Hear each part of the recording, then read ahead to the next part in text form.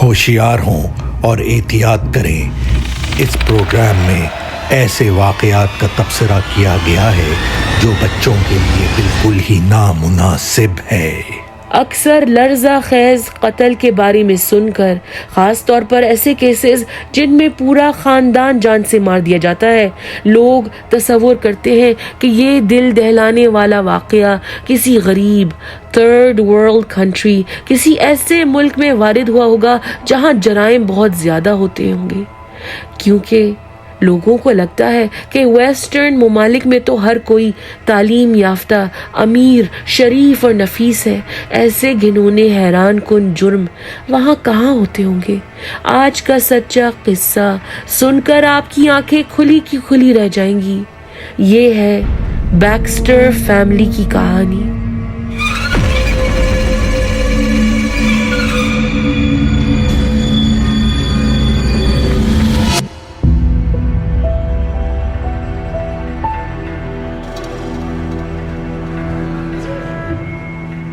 Brisbane, Australia. آئیے ان سے ملیے۔ یہ ہے بیکسٹر فیملی۔ روون بیکسٹر، اس کی بیوی ہینا کلارک، بیٹیاں الیہ اور لیانا، اور بیٹا ٹرے۔ دیکھنے والوں کے لیے یہ ایک مثالی آئیڈیل زندگی گزار رہے تھے۔ دو خوش شکل فٹ فاٹ میاں بیوی، ان کے 3 پیارے بچے۔ افسوس کہ کوئی نہیں جانتا تھا کہ ان خوبصورت مسکراہٹوں کے پیچھے ایک بہت بڑا راز چھپا تھا۔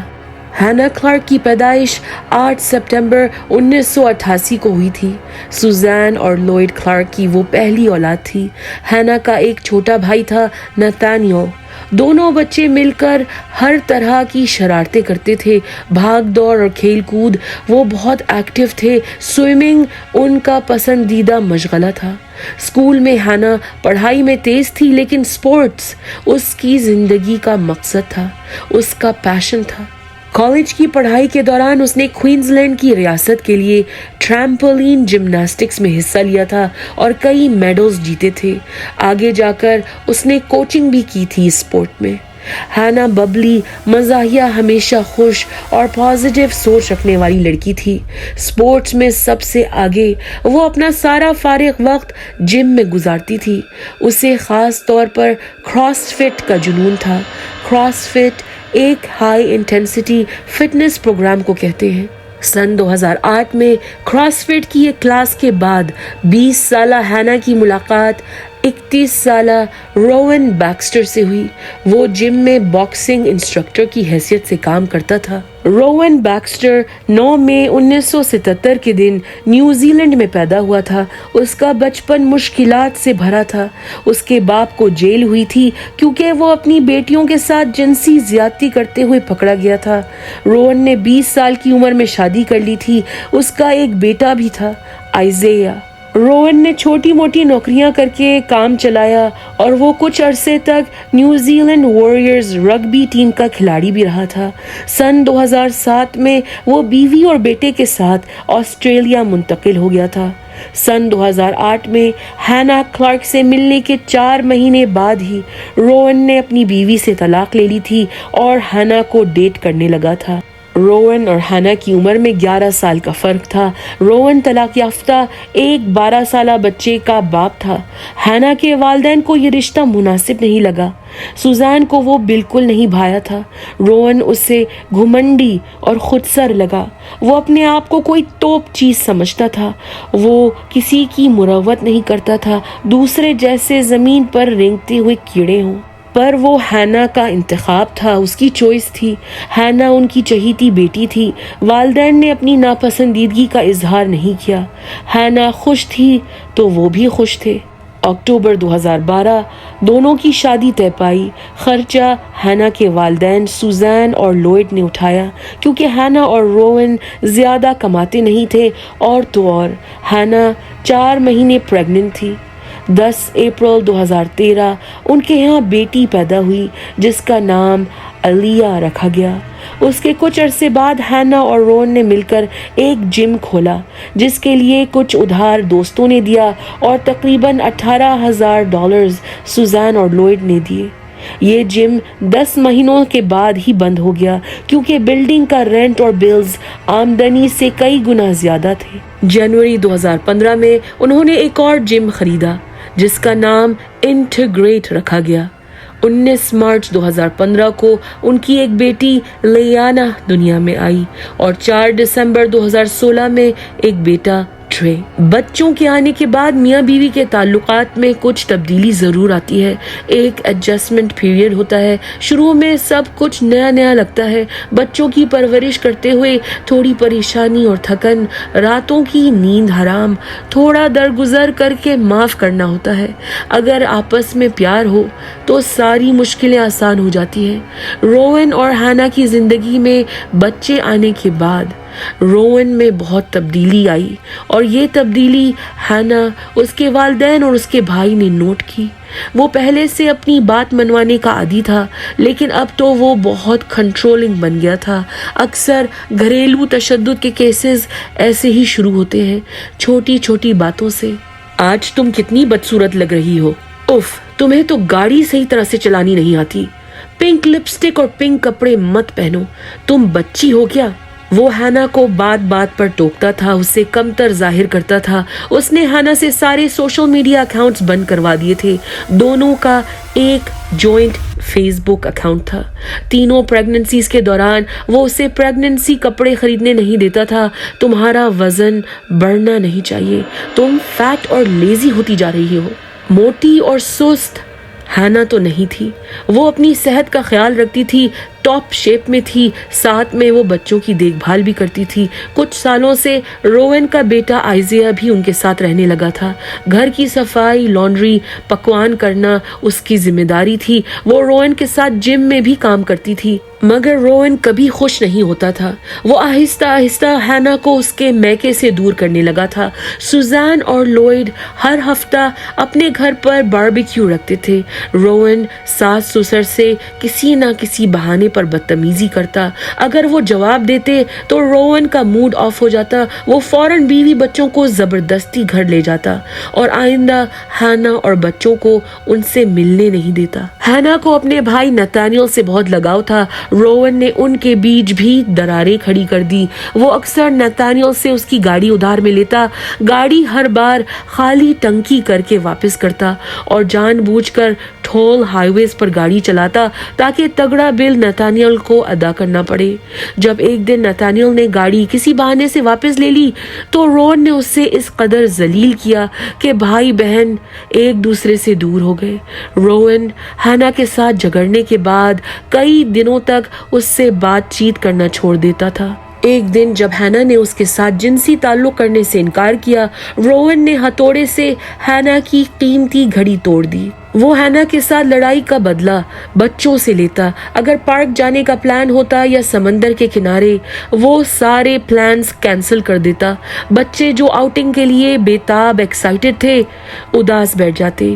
ہانا نے ایک دن اپنی ماں کو بتایا کہ اسے شک تھا کہ روون نے گاڑی اور گھر میں آڈیو ریکارڈنگ ڈیوائسز چھپائی ہوئی تھی کیونکہ اسے اکثر ان چیزوں کا علم ہوتا تھا جو ہانا نے اسے بتائی ہوئی نہیں تھی۔ اور ایک دفعہ رات کے 3 بجے ہانا کی نیند ہوشیار ہوئی۔ اس نے دیکھا کہ روون اس کا فون لیے بیڈ میں بیٹھا تھا۔ جیسے ہی ہانا نے پوچھا، تم میرے فون کے ساتھ کیا کر رہے ہو؟ روون نے ہانا کا فون زور سے پھینکا۔ فون کی اسکرین دیوار سے ٹکرا کر چکنا چور ہو گئی۔ ہانا کو پتہ نہیں چلا کہ وہ فون پر کیا کر رہا تھا۔ اسے ایک نیا فون خریدنا پڑا۔ روون کا رویہ انٹیگریٹ کے ممبرز کے ساتھ بھی کچھ اچھا نہیں تھا۔ وہ چند لوگوں کا دبے لفظوں میں یا طنزیہ انداز میں مذاق اڑاتا تھا۔ کچھ لوگوں کے ساتھ وہ اتنی سختی سے پیش آتا تھا، ان سے اتنی محنت کرواتا تھا کہ وہ تھکن اور ایگزاسشن سے الٹی کر دیتے تھے۔ اکثر وہ معمولی سے اختلاف اور ڈس ایگریمنٹ پر غصہ ہو جاتا تھا۔ اگر وہ جم کے کسی مرد ممبر کو ہانا سے بات کرتے ہوئے دیکھ لیتا، وہ اس آدمی کو گھور گھور کر تکتا، بہت انکمفرٹیبل ماحول بنا دیتا تھا۔ اس کے رویے کی وجہ سے بہت سے لوگوں نے اپنی جم ممبرشپ رکوا دی۔ انٹیگریٹ پہلے جم کی طرح برباد ہونے لگا۔ آخرکار نومبر 2019 میں اس جم کو بھی بند کرنا پڑا، اور جیسے جیسے مالی حالات، فائنینشل پریشانی بڑھ رہی تھی، روون کا غصہ بھی آسمان کو چھو رہا تھا۔ ہینا کے قریبی دوستوں نے غور کیا کہ اس کے بازوؤں پر لال انگلیوں کے نشان تھے۔ ہینا نے ماں کو بتایا کہ روون نے اسے جھگڑے کے دوران زور سے جکڑ کر جھنجھوڑا تھا۔ ہینا نے والدین سے کہا، مجھے اس سے ڈر لگنے لگا ہے، میں ڈیورس چاہتی ہوں، کیا کچھ دن میں آپ کے ساتھ رہ سکتی ہوں؟ سوزان اور لوئڈ نے اس کی حمایت کی۔ وہ خوش تھے کہ ان کی بیٹی آخرکار اپنے ابیوزو شوہر سے چھٹکارا پانے والی تھی۔ 6 دسمبر 2019 صبح کو جب روون کسی کام سے نکلا، ہینا نے اپنا اور بچوں کا کچھ سامان اکٹھا کیا اور وہ تینوں بچوں کے ساتھ ماں باپ کے گھر منتقل ہو گئی۔ اسے وکیل نے مشورہ دیا کہ وہ روون کے خلاف DVO domestic violence order court سے درج کروا لے تاکہ آئندہ روون ان کے ساتھ احتیاط سے پیش آئے، لیکن ہینا نے انکار کر دیا کیونکہ اسے ڈر تھا کہ روون DVO کا سن کر مزید بھڑک جائے گا۔ البتہ ہینا نے بچوں کی کسٹڈی کی کارروائی شروع کر دی اور مارکیٹنگ کی نوکری ڈھونڈ لی۔ اس کا والدین اور بھائی سے رشتہ پھر سے مضبوط ہو گیا، وہ زندگی پھر سے جینے لگی تھی۔ اگلے چند ہفتوں تک روون نے ہینا اور اس کے گھر والوں کو لگاتار فون کر کے تنگ کیا۔ کبھی وہ غصہ کرتا تو کبھی روتا دھوتا، کہتا مجھے بچے یاد آ رہے ہیں، واپس آ جاؤ۔ ہینا نے ماں سے کہا، مجھے ڈر ہے کہ وہ مجھے مار کر بچوں کو لے کر کہیں فرار ہو جائے گا، مجھے اپنا وصیت نامہ لکھوانا چاہیے۔ روون کئی بار سوزان اور لوئڈ کے گھر بن بلائے پہنچ گیا۔ بچوں سے ملنے کی اس نے ضد کی، بچے ڈر کے مارے چھپنے لگے۔ 1-2 دفعہ ہینا نے اسے بچوں کو گھومنے لے جانے کے لیے اجازت دی۔ وہ بتائے ہوئے وقت پر بچوں کو واپس نہیں لایا اور اس نے فون کالز کا جواب نہیں دیا۔ گھنٹوں بعد جب ہینا کا فکر سے برا حال ہو گیا، وہ بچوں کو واپس لے کر آیا۔ اس نے بہانہ کیا کہ میں اور بچے تھک کر سو گئے تھے۔ ایک اور بار اس نے کہا میرے فون کی بیٹری ڈیڈ ہو گئی تھی۔ 24 دسمبر 2019 روون نے ہینا کو فون پر روتے ہوئے کہا، میں کتنا بد نصیب ہوں، کرسمس کے دن بھی میں اکیلا ہوں، مجھے تو مر جانا چاہیے۔ ہینا نے روون کو کرسمس ڈنر پر بلا لیا۔ روون صبح کے 4:30 بجے وہاں پہنچ گیا اور فیملی کے ساتھ اس نے پورا دن گزارا۔ اس نے بچوں سے کہا، میں نے کوئی تحفے خریدے نہیں ہیں، میں گفٹ کارڈز لے کر آیا ہوں، اپنی پسند کا کوئی کھلونا خرید لینا۔ کچھ دن بعد جب سوزان اور لوئڈ بچوں کو کھلونے کی دکان لے کر گئے، کیشیئر نے بتایا کہ سارے گفٹ کارڈز خالی تھے، روون نے ان میں پیسے ڈلوائے نہیں تھے۔ 26 دسمبر 2019 روون نے ہینا سے کہا کہ وہ بچوں کو اسکیٹ پارک لے کر جانا چاہتا ہے۔ جب وہ سوزان اور لوئڈ کے گھر پہنچا، ہینا اور بچے باہر کھڑے ہوئے انتظار کر رہے تھے۔ روون نے کہا، میں پارک کے بعد ان تینوں کو اپنے گھر لے جاؤں گا۔ ہینا نے سختی سے منع کیا کیونکہ ابھی کسٹڈی کی کارروائی چل رہی تھی۔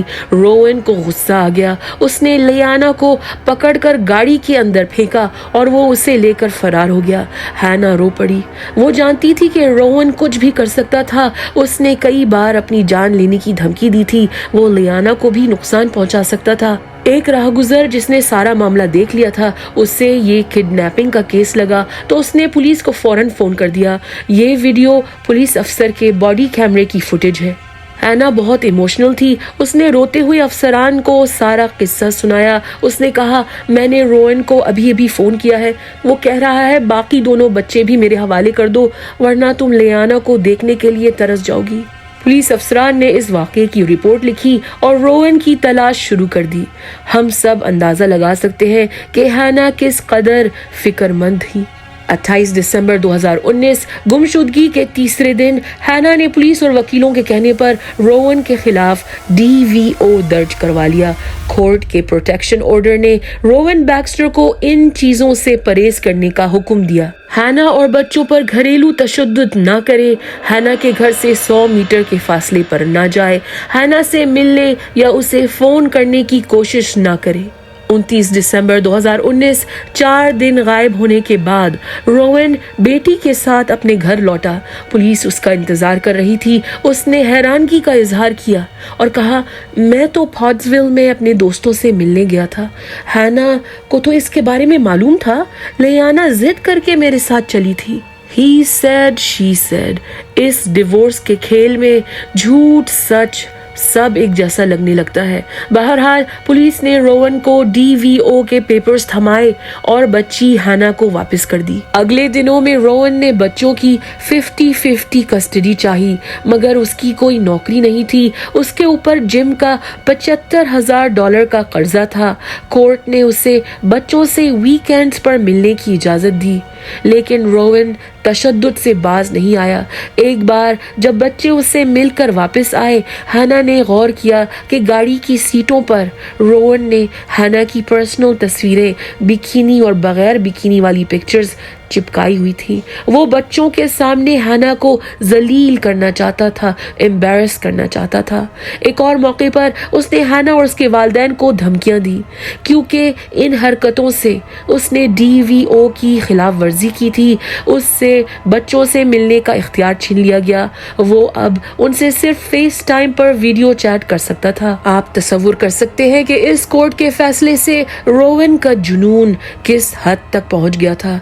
13 फरवरी 2020 हैना की दोस्त निकोल ब्रुक्स, जो सालों से उसके दुख दर्द की साथी थी, ब्रिस्बेन के पुलिस स्टेशन गई और अफसरान को खबरदार किया। उसने कहा, मुझे यकीन है कि रोवन हैना के साथ कुछ बुरा करने वाला है। पुलिस अफसरान ने जवाब दिया, बगैर किसी सबूत के हम क्या करें? जब तक वो कुछ नहीं करता हम भी कुछ नहीं कर सकते हैं।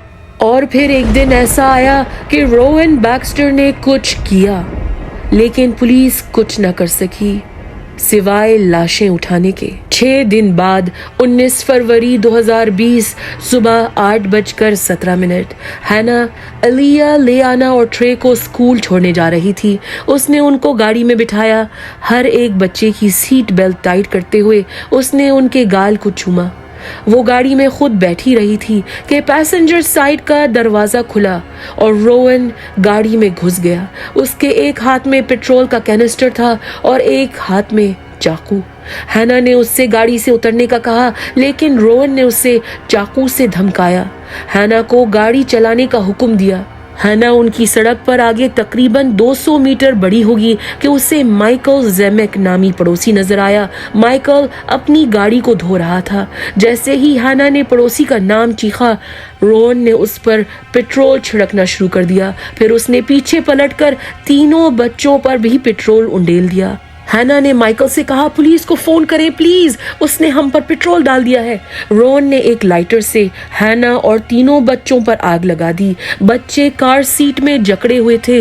वो तकलीफ से बिल्ला कर रोने लगे, चीखने लगे। हैना ने गाड़ी से निकलने की कोशिश की, लेकिन रोवन ने उससे मजबूती से पकड़ लिया। माइकल ने हैना का दरवाजा खोला और उसे खींच कर बाहर निकाला। वो सर से लेकर पांव तक शोलों में लपटी हुई थी। माइकल ने उसे घास में लेटकर लौटने को कहा, जैसे अक्सर सिखाया जाता है। कपड़ों पर आग लग जाए तो स्टॉप, ड्रॉप एंड रोल।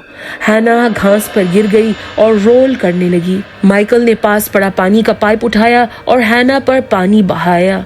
हैना बार बार हेल्प माय बेबीज चीख रही थी। अब तो काफी सारे पड़ोसी और राहगुजर वहां पहुंच गए थे। वो मदद करने करीब आ रहे थे कि अचानक गाड़ी में धमाका हुआ।